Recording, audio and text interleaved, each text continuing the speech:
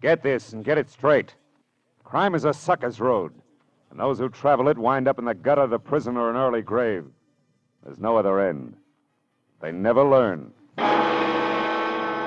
From the pen of Raymond Chandler, outstanding author of crime fiction, comes his most famous character in The Adventures of Philip Marlowe.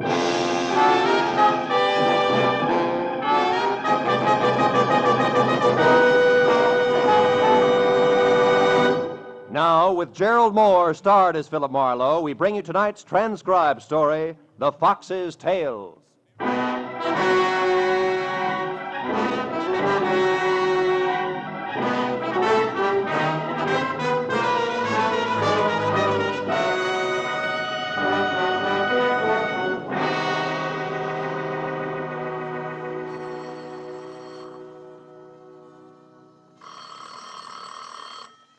Oh, no. There are some times when the phone just never should have been invented. Hello, Marlowe speaking. This is Orrin Metcalf. You remember me, don't you, Marlowe? Oh, sure, barrister. What can I do for you? Meet me here at the Blue Chip Bar at once, Marlowe. Look, I can hardly hear you. Speak up, will you, Orrin? The Blue Chip Bar. Yeah? It's a miserable cafe on Melrose near La Brea. Melrose near La Brea? Yes, I'm in a booth, the last one on your right as you enter. But be careful, Phil. We can't afford to be seen. And please hurry. I'll pay you handsomely. To do what, Orrin? To impersonate a dead man.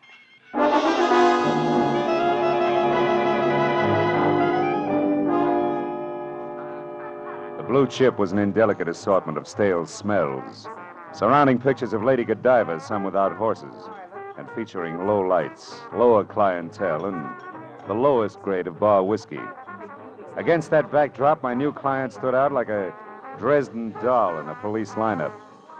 Orrin Metcalf, in spite of the electricity in his voice, was only 5.5 feet tall, couldn't have weighed more than 130 pounds, including the glitter of honorary fraternity pins that dangled from his watch chain. He was maybe 50, bald, wore glasses halfway down a long nose, and at the moment was as nonchalant as a 5-inch firecracker with a sputtering fuse. Quickly, Phil. Quickly. Sit down. Listen carefully. It's going to be hot in here, but go ahead. I am representing a man named Cuvion in a lawsuit. Rudolph Cuvion. Yeah? He's a manufacturing chemist, Hungarian-born, at present, Phil, in a sanitarium. The nervous system will take just so much, you know. Yeah, I know. And look, this Rudolph Cuvion is suing or being sued? Which? He's suing. And nobody less than his former employer, the eminent Justin Shepard. Justin Shepard. Well, he turns out cosmetics, doesn't he? Makeup, lipstick, that kind of stuff? Yes, stuff, Marlowe, which includes a new and revolutionary nail polish that's worth a fortune. Which was invented by your client and stolen from him by Justin Shepard, huh? Exactly. We're suing for $250,000 in damages, Marlowe. But we'll settle out of court for $150,000 in cash. Hello. Not a cent less. Now, the trial, Phil, has, Oh, wait. What? What's the matter? What'll it be, John? Oh. Some brandy, please. Cognac. Cognac? You're kidding, Pop.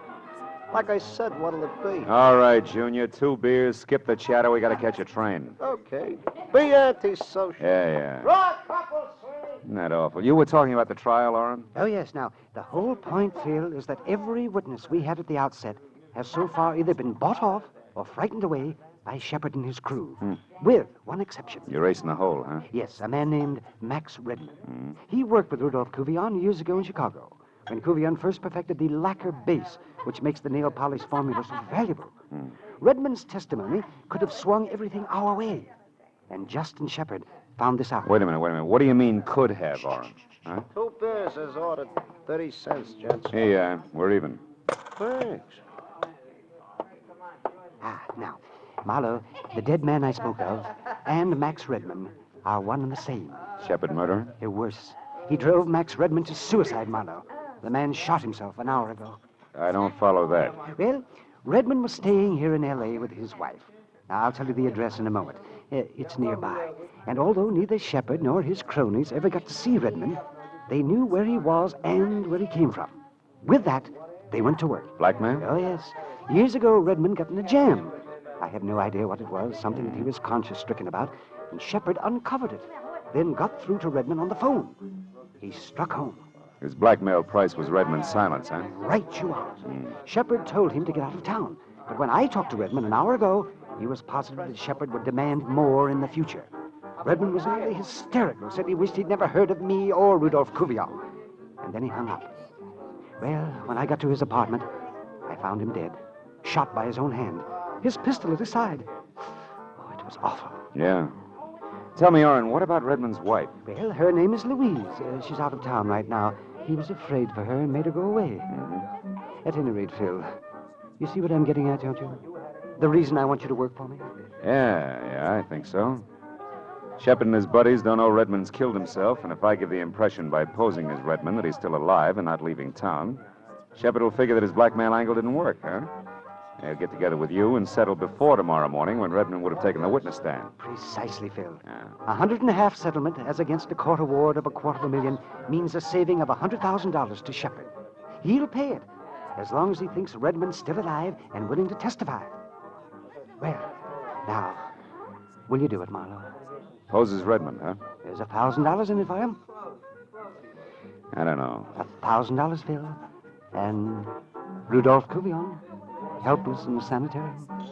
And Max Redmond. It's an awful lot to turn down, isn't it, Orrin, huh? Thank you, Phil. Thank you. Now then, here's the deal. Oh, wait a minute. How about... No questions. Every minute counts. Now, I've got Redmond's top coat right here. Now, you put it on when you leave. And here are the keys to his apartment. It's the Garden Court Apartments on South Ogden. South Ogden? That's right. Now, you sneak inside. Then a minute later, very obviously, go out again. Get into his car. It's a new green Nash. Drive up into the Hollywood Hills along Lookout Road. Why there? Well, Redmond drove up there a lot. Now, later, return to the apartment. You'll probably be followed as Redmond always was. And the man will be big and muscular. And in a black coupe. Now, once they know that Redmond... well, that's you, of course. Yeah, sure. Doesn't intend to leave town. There may be an attempt on your life. So watch your step. Getting killed as Redmond destroys the illusion we're out to create. That's not all it destroys. Eh? It may destroy me.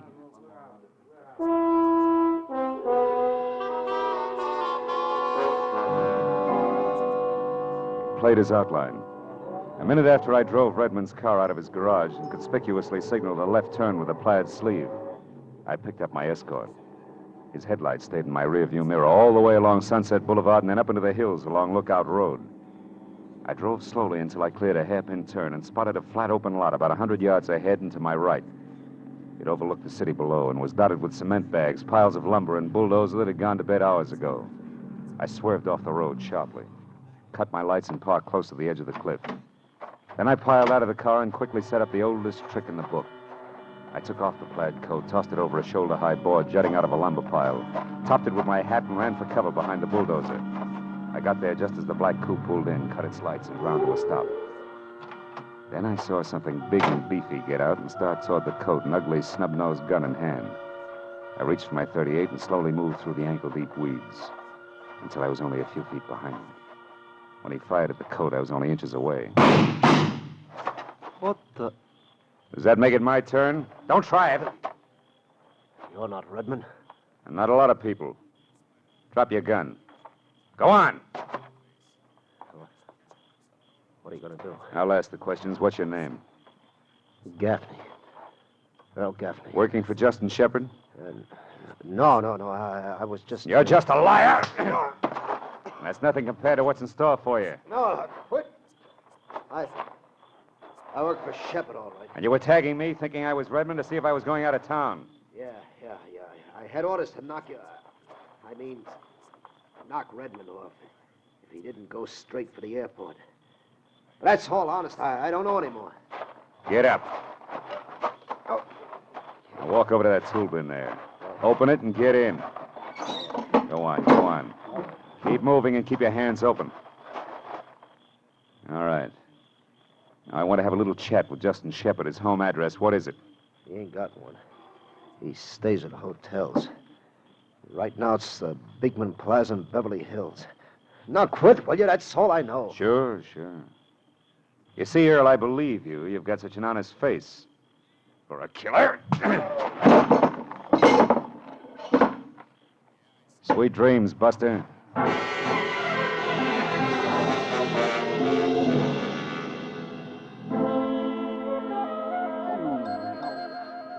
Dozen gladiolas and 1 dozen golden iris. Yes. and deliver them here to the desk of the Beekman Plaza Hotel.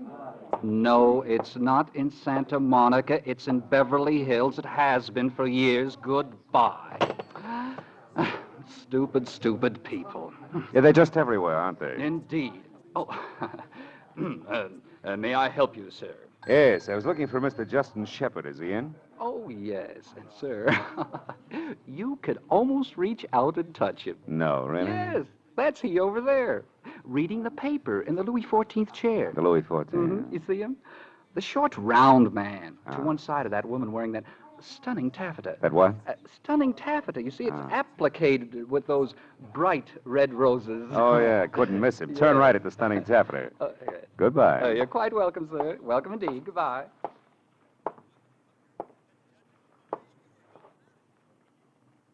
Mr. Shepard?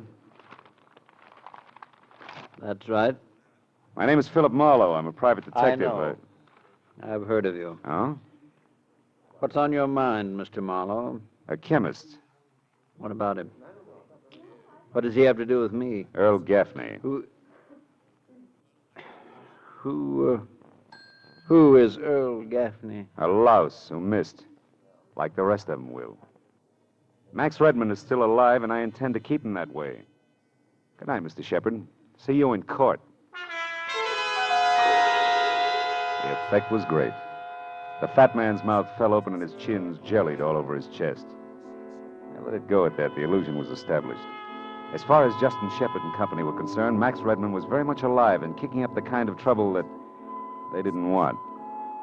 But 20 minutes later, when I let myself into the dead man's apartment and walked into his bedroom, I knew the illusion was only an illusion. Max Redmond's body was sprawled at a crazy angle across the bed. I wondered what he could have possibly done to take this easy way out. I stopped wondering when the front door closed. It was a woman with the deepest brown eyes I'd ever seen. What are you doing here? Who are you? My name is Max Redmond. You're lying. Where is Max? Tell me, where is he? He's in the bedroom. You a friend of his? I'm his wife, and I'm going to speak to him. Don't try to stop me. I won't, Mrs. Redmond. Go ahead.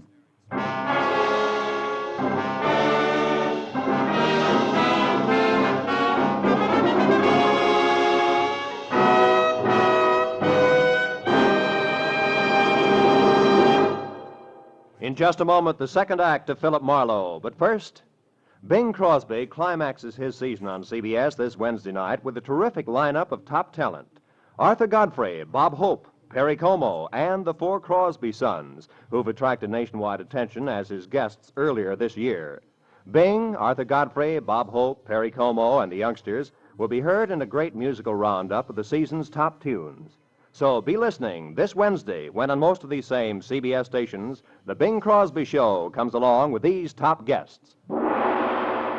Now with our star, Gerald Moore, the second act of Philip Marlowe, and tonight's story, The Fox's Tale.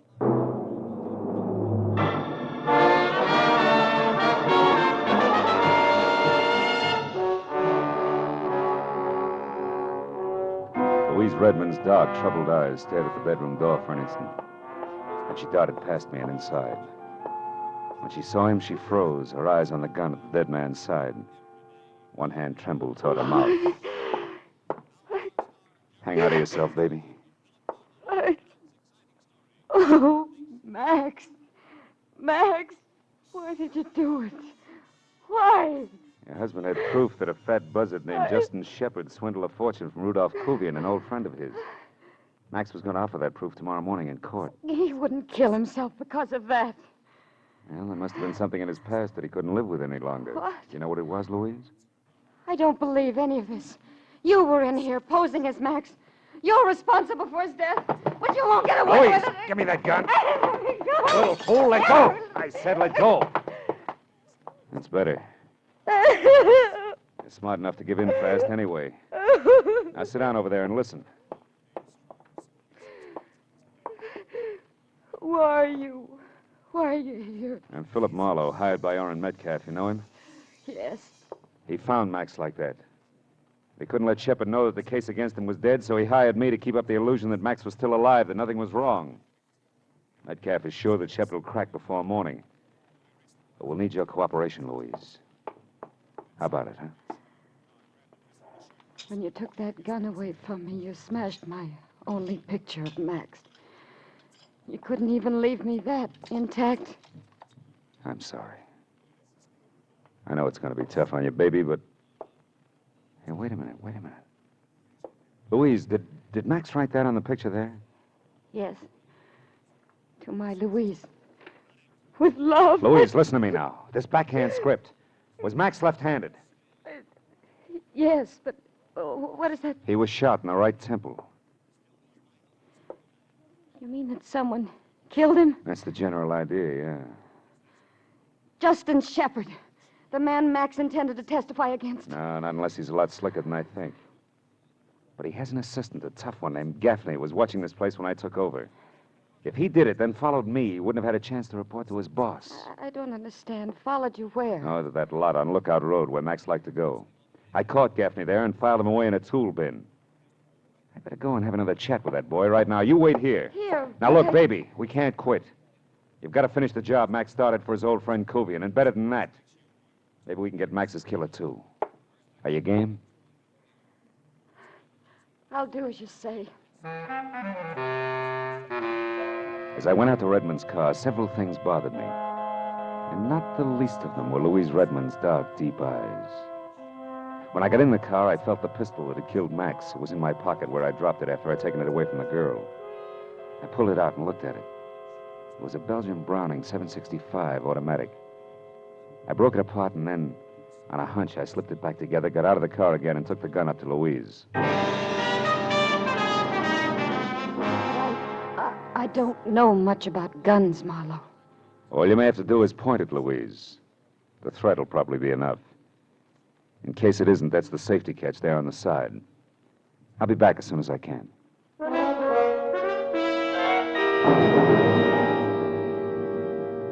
When I pulled out onto the vacant hilltop lot, I scented the tool bin in the headlights. I was out of the car and wading through the foot-high foxtail grass before I noticed that the stick I'd shoved through the hasp was now on the ground. I ran the rest of the way and jerked the lid open. Gaffney was gone. I started to close the lid, but stopped at something in the bottom of the bin. I'd have liked a coiled rattlesnake better. It was a glistening, sticky puddle, and it was blood. The scream had come from a hollow beside the lot. I ran toward it. Saw two kids in a parked car, scared stiff and staring into a tangle of brush in front of them. Mister, there's a man down there. He's hurt. Bad. Where? Show me. In that brush. We both saw him. He stood up just a second ago, and he started toward us. There was blood all over him. And then he fell down again. Okay, get your girl out of here. Get back to your car. Okay, mister. Oh, hey, holy cats. You're Philip Marlowe, the detective. Yeah. I've seen your picture lots of times. All right, be a good fan and stay out of the way. The guy's dangerous. Go on. Yeah, okay. Come on, buddy.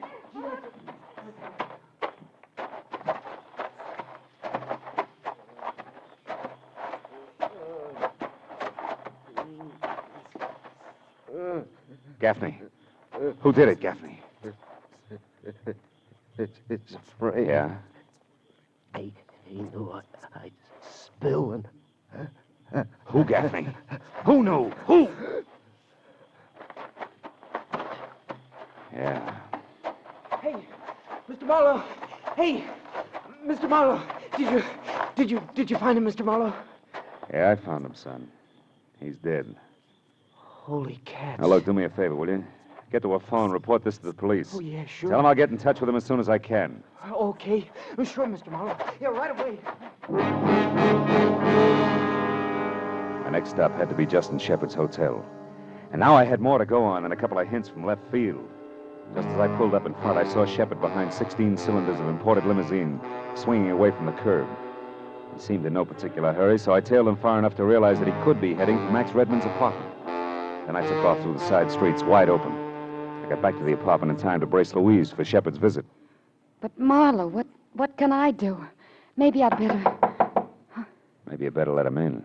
Go ahead. Yes?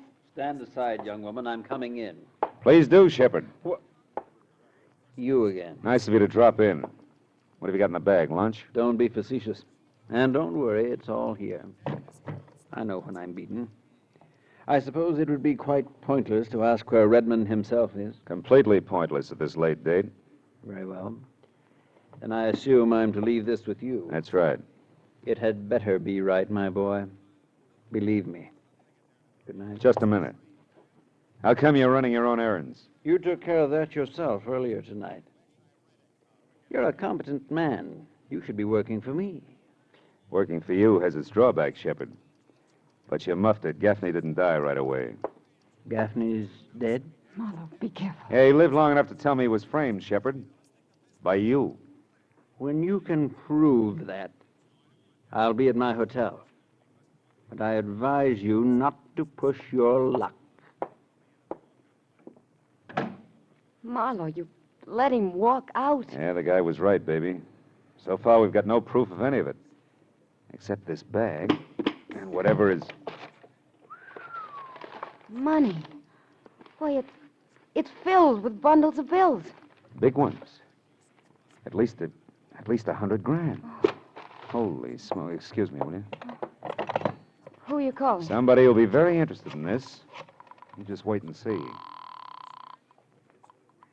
Metcalf speaking. Oren, this is Marlowe. I'm at the Redmond place, and get this. Justin Shepard walked in here, dumped $100,000 on the table, and left again. Not a half minute ago. At Redmond's? Yeah. Why, it's a bribe. We've got him, Phil. We've got him. Don't touch it. I'll be right there. Now, wait a minute. There's more. Go on. Louise Redmond came back. Louise, in the middle of this mess? Yeah, she's here now. Oh, must have been rough on her to find Max. Worse than you think. Because that's still not all. What do you mean? That you can bet your briefcase on the fact that Max didn't kill himself in the first place. He was murdered. Sit tight, Phil. I'll be right there.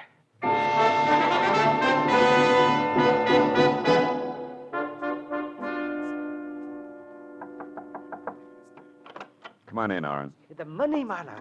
Where is it? In the bag there on the table. Yes. Excellent. Iron-bound evidence. Best in the world. We'll have this impounded right away, and... Oh, Mrs. Redmond, I can't tell you how sorry I am, my dear. Thank you, Mr. Metcalf. But I'm grateful to you and to Mr. Marlowe here that Max's death wasn't entirely without purpose, at least. What about that, Phil? Can we prove he was murdered? Well, the bullet entered his right temple, but he was left-handed. That's about all we got. Simple as that. And yet it went by me completely. I doubt we can stick anybody for it. Why not? Well, because his killer may be already... Already what, Phil?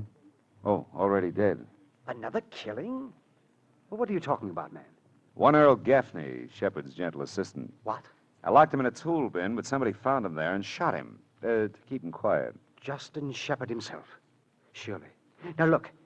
If we can't get him for Max, we'll nail him for Gaffney. Don't count on it. Listen, we've got that fat lizard right where we want him. Now, first of all, it won't fit, Oren. Why not? If Shepard sent Gaffney to get Max, then killed Gaffney, why did he bring all this dough here? To bribe a dead man? Well, yes, you're making sense, Phil. I knew you'd see it. Go on. Okay, try this for size. Max Redmond never intended to testify in court. He wasn't after a legal settlement because then the money would go past him to Rudolph Kuvian. This bribe here is all Max was after. But somebody was in it with him. You're crazy. How dare you say that? She's right, Marlowe. Now you're talking like a fool. Am I? Max, no doubt, got into a beef with his partner over the split of the bribe and was shot. That's a guess, Soren, but this isn't. Gaffney got it because Max's killer couldn't figure how much Gaffney had heard and seen in here.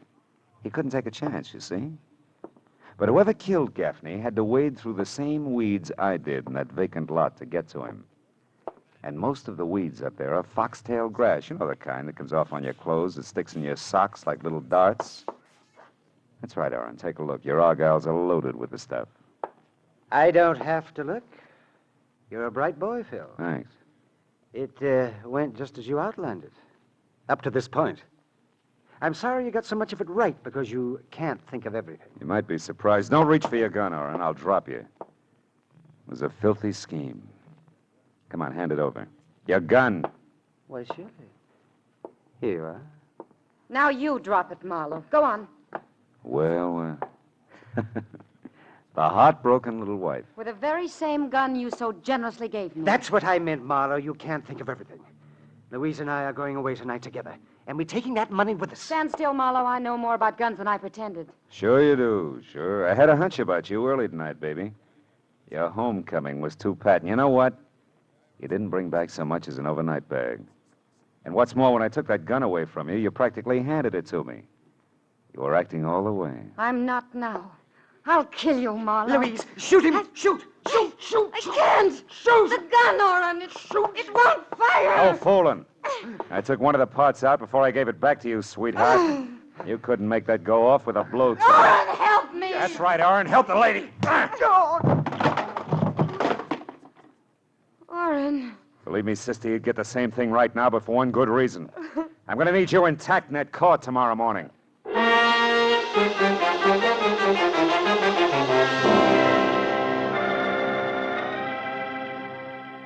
By the time the police showed up, Orrin Metcalf, dynamic barrister, and Louise Redmond, beautiful dreamer, were already coming apart at the seams.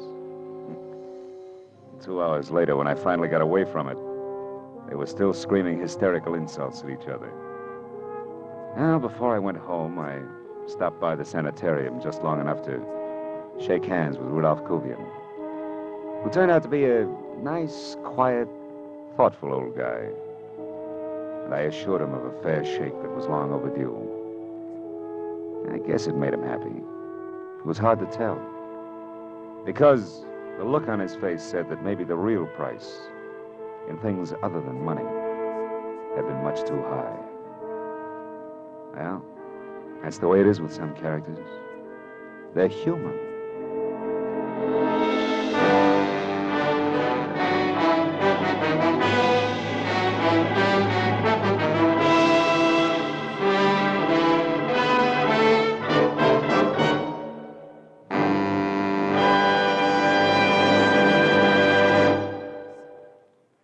The Adventures of Philip Marlowe, bringing you Raymond Chandler's most famous character, star Gerald Moore, are produced and directed by Norman MacDonald and are written for radio by Robert Mitchell and Gene Levitt. Featured in tonight's transcribed cast were Howard McNear, Lou Krugman, Rick Vallon, Parley Bear, Georgia Ellis, and Hugh Thomas. The special music is composed and conducted by Richard Orant. Be sure and be with us again next week when Philip Marlowe says... This time there was a fish that talked with a lisp, a hot blonde with cold cash on her mind, and a corpse with dirty French cuffs. And I mixed with them all without ever getting out of my own bed.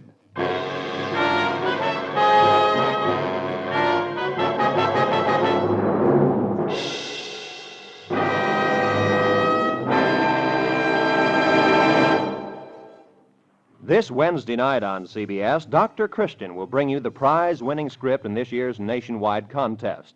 CBS cordially invites you to hear Dr. Christian starring Gene Hersholt every Wednesday on most of these same CBS stations. This is Roy Rowan speaking.